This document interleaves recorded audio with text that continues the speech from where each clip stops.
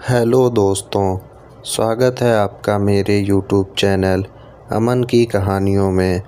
अगर आपको डरावनी कहानियाँ सुनना पसंद है तो आप इस चैनल को सब्सक्राइब ज़रूर करें। ऐसा करने से आगे आने वाली वीडियो आपके पास आसानी से पहुंच जाएगी। दोस्तों, आज की कहानी एक ब्रह्म राक्षस की है। जैसा कि आप सब जानते हैं कि राक्षस के कई नाम होते हैं, जैसे कि पिशाच, राक्षस, डायन, चुड़ैल आदि बहुत से नाम होते हैं। तो दोस्तों, चलो मैं अपनी कहानी पर आता हूँ। हमारे गांव में एक ब्राह्मण रहते हैं जिनका नाम दुर्जन सिंह है। दुर्जन सिंह को लोग दुर्जन जी कहकर बुलाते हैं। उनके घर से कुछ दूर पर एक खेत था। उस खेत में एक बहुत बड़ा बरगद का पेड़ था। वह बरगद का पेड़ बहुत पुराना था। कुछ समय के बाद उन्होंने उस खेत पर घर बनाने की सोची। पहले वाला घर बहुत छोटा होने की वजह से उन्होंने खेत पर घर बनाने की सोची। उन्होंने उस बरगद के पेड़ को काटवा दिया और अपना घर बनवा लिया। कुछ दिन तक तो सब ठीक ठाक चला, पर कुछ दिन बाद दुर्जन जी बड़े परेशान रहने लगे। वह कभी पूजा करते और कभी नहीं। तो उनकी बीवी ने उनके बदले स्वभाव को देखकर पूछा कि तुम आजकल पूजा नहीं करते हो और आजकल बदले बदले से रहते हो, कभी बच्चों को डांटते रहते हो, तुम्हें क्या हुआ है? दुर्जन जी के चेहरे पर मुस्कान आई और वह कहने लगे, मेरे घर को तोड़कर अपना घर तो बना लिया है और इसे क्या पूजा करने के लिए कह रही हो? मैं ही तो भगवान हूँ। इसे पूजा करने की कोई ज़रूरत नहीं है। वो कभी दांत मींचते, कभी बड़े प्यार से बोलते, कभी आंखें लाल तो कभी सही हो जाते। उनकी बीवी के शक हो गया कि ज़रूर किसी का साया है और वो बातें ऐसे नहीं करते हैं जैसे कि उनके अंदर से दो लोग बोल रहे हों। जब उनकी बीवी ने उनको बिठाकर हनुमान चालीसा पढ़ने लगी, वो सोच रही थी कि अगर कोई होगा तो भाग जाएगा, पर दुर्जन जी पर उसका कोई असर नहीं पड़ रहा था। वह एकटक लगाए देखे जा रहे थे। उनकी बीवी काफ़ी देर तक मंत्र और गायत्री मंत्र पढ़ने के बाद तभी दुर्जन जी की आंखें लाल हुईं और कहने लगे कि मैं किसी से नहीं डरने वाला हूँ और तू क्या समझ रही है, मैं इसे ऐसे नहीं छोड़ने वाला। तब तक उसका छोटा बच्चा वहाँ आ गया। दुर्जन जी ने उसे ज़ोर से पकड़कर अपनी तरफ खींच लिया और ऐसा लग रहा था कि उसके सिर को कच्चा ही चबा जाएंगे। उसकी मम्मी बोली कि बच्चे को छोड़ दो, इसने क्या तुम्हारा बिगाड़ा है। दुर्जन जी की पत्नी ने अपने बच्चे को अपनी तरफ खींच लिया। उसने फिर पूछा, तुम कौन हो और मेरे पति के अंदर क्यों आए हो? आप हमसे क्या चाहते हो? आप हो कौन? तब उसने कहा कि अगर अपना भला चाहती हो तो बरगद के पेड़ लगाओ, जितना भी हो सके पेड़ लगाओ, फिर मैं बताऊंगा कि मैं कौन हूँ और फिर मैं चला जाऊंगा। तब दुर्जन जी की बीवी ने 101 बरगद के पेड़ लगाए। एक दिन उसकी पत्नी ने देखा कि आज दुर्जन जी सुबह सुबह उठकर पूजा पाठ कर रहे हैं। तब दुर्जन जी के अंदर जो साया था उसने बोला, तुम्हारे पति को आज छोड़ के जा रहा हूँ, तुम सदा सुखी रहो। तुम्हारे आचार विचार बहुत अच्छे हैं। मैं ब्रह्म राक्षस हूँ। वैसे मैं किसी को नहीं छोड़ता और ना ही किसी से डरता हूँ। तुम्हारे पति ने मेरे बरगद को काट दिया था, जिस पर मैं हजारों सालों से रहता था। मुझे गुस्सा तो आया, पर मैं तुम्हारी अच्छाई के कारण मैंने इन्हें छोड़कर जा रहा हूँ। तुम्हारे पति को छोड़कर अब दुर्जन जी अचानक सही हो गए। तब दुर्जन जी की बीवी की आंखों से आंसू निकल गए। तो दोस्तों, इस कहानी में बस इतना ही। अब हम चलते हैं अपनी अगली कहानी की ओर। दोस्तों, मेरा नाम सुरेश है और मैं पंजाब का रहने वाला हूँ। आज मैं आपको मेरे मित्र के साथ घटी एक सच्ची घटना के बारे में बताने जा रहा हूँ। मेरे मित्र का नाम दीपक है और हम बचपन से ही बहुत अच्छे दोस्त हैं और हम एक दूसरे से सारी बात शेयर करते हैं। हम जब कॉलेज में आए थे तब दीपक की सगाई हो गई थी। वो उसकी मंगेतर से, जिसका नाम हीना था, उससे बहुत प्यार करता था और वो दोनों रात भर मोबाइल पर बातें करते रहते थे।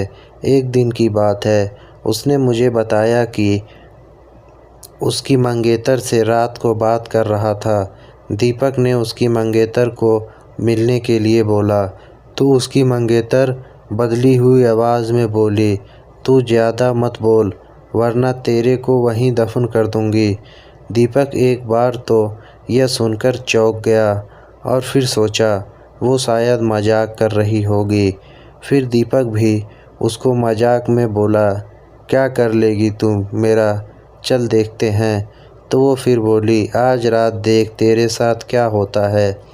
यह कहकर उसने मोबाइल रख दिया। अगली सुबह जब दीपक मुझसे मिला तो वो अपनी कल रात की बात बताने लगा। उसने मुझे रात को फ़ोन वाली बात बताई और उस रात उसके साथ जो हुआ वो उसने मुझसे बताया।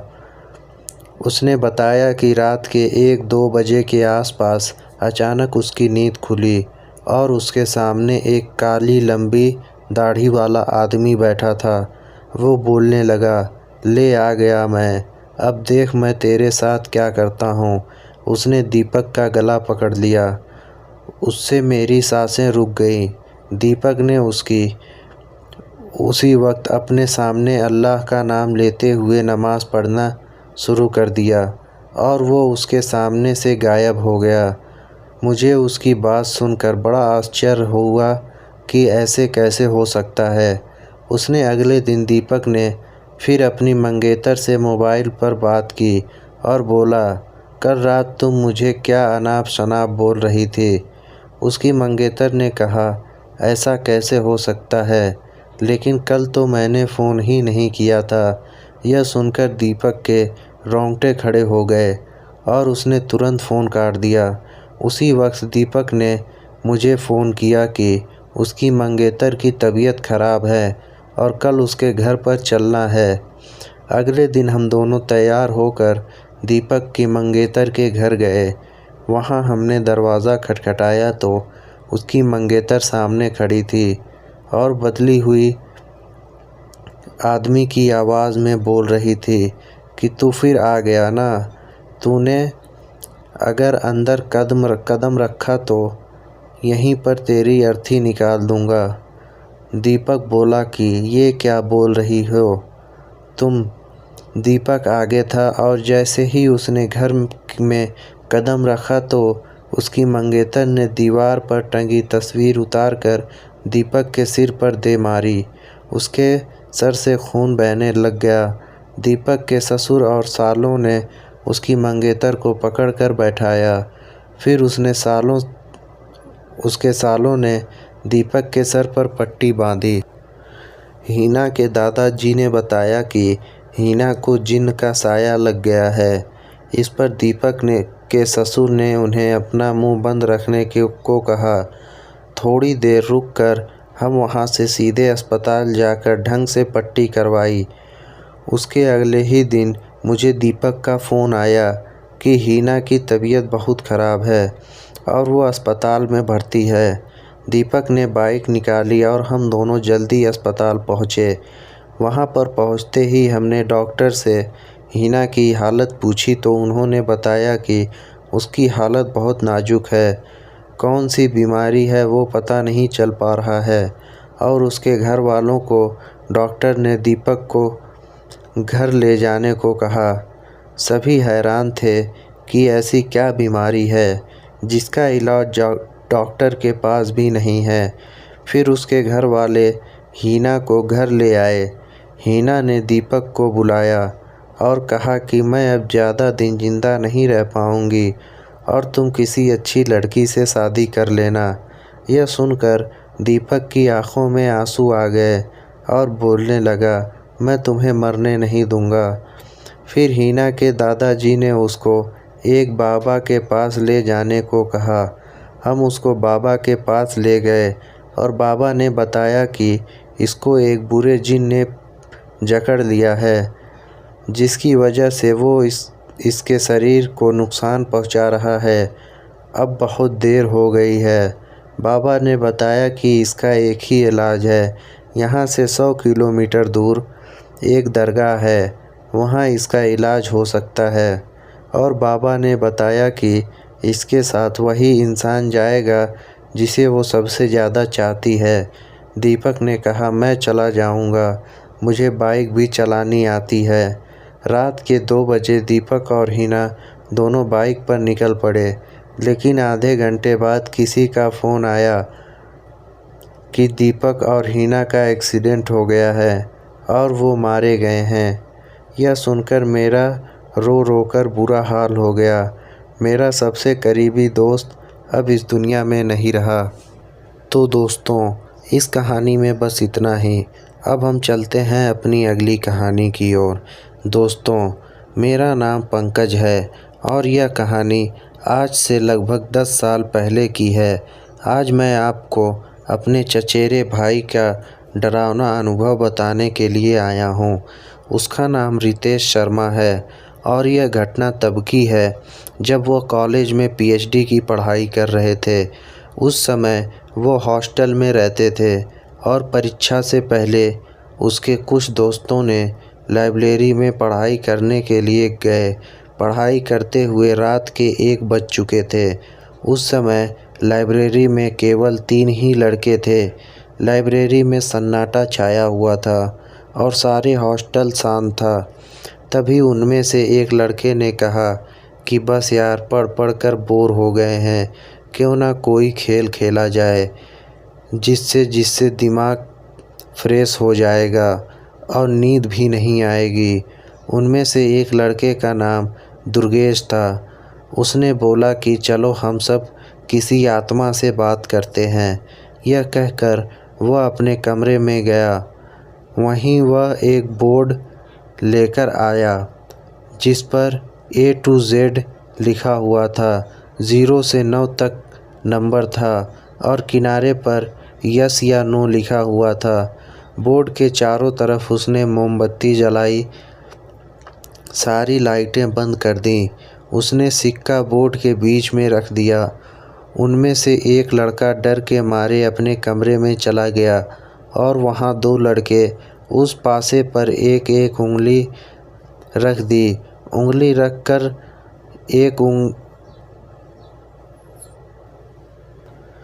फिर दुर्गेश कहा, कोई डरना मत, यहाँ से भागना मत, वरना आत्मा परेशान करेगी। दुर्गेश बोलने लगा, यहाँ पर कोई आत्मा अगर रहती है तो बाहर आकर हमसे बात करे। वहाँ पर अजीब सा सन्नाटा और अंधेरा छाया हुआ था। अचानक वहाँ पर ज़ोर ज़ोर से आवाज़ आने लगी। उसने सोचा शायद कोई किताब गिर गई होगी। उसी समय सिक्का भी हिल रहा था। उसी समय रितेश को लगा वहाँ पर कोई आत्मा है। वहाँ पर बंद पंखा ज़ोर ज़ोर से चलने लगा। लेकिन दुर्गेश ने कहा, यहाँ से भागना मत, वरना तुम सब परेशान हो जाओगे। आत्मा उसे नुकसान पहुँचाएगी। उसके बाद दुर्गेश ने वह कहा, अगर आप मेरे सामने खड़े हो तो मेरे प्रश्नों का जवाब दो। मोमबत्ती बुझ गई और दुर्गेश डर के मारे भाग गया। लेकिन वहाँ पर रितेश फंस गया और दरवाज़ा बंद हो गया।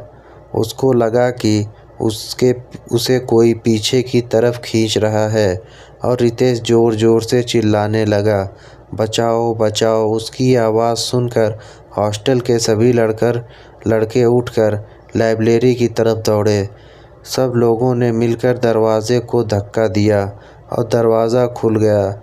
रितेश शर्मा इस घटना के बाद आज भी लाइब्रेरी में जाने से बहुत डरते हैं। आज भी वह भूत प्रेत के नाम से बहुत डरने लगे हैं। यहाँ तक कि वह भूत की कहानी भी नहीं सुनते। हमें यह बताते हैं कि ऐसा कोई खेल नहीं खेलना चाहिए जिससे आपकी जान पर बन जाए। तो दोस्तों, इस कहानी में बस इतना ही। हम फिर मिलेंगे किसी नई कहानी के साथ। तो दोस्तों, ये कहानी आपको कैसी लगी अपनी राय कमेंट बॉक्स में दें।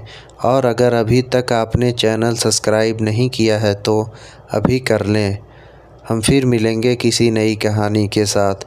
तब तक आप अपना और अपने परिवार वालों का ध्यान रखें। धन्यवाद।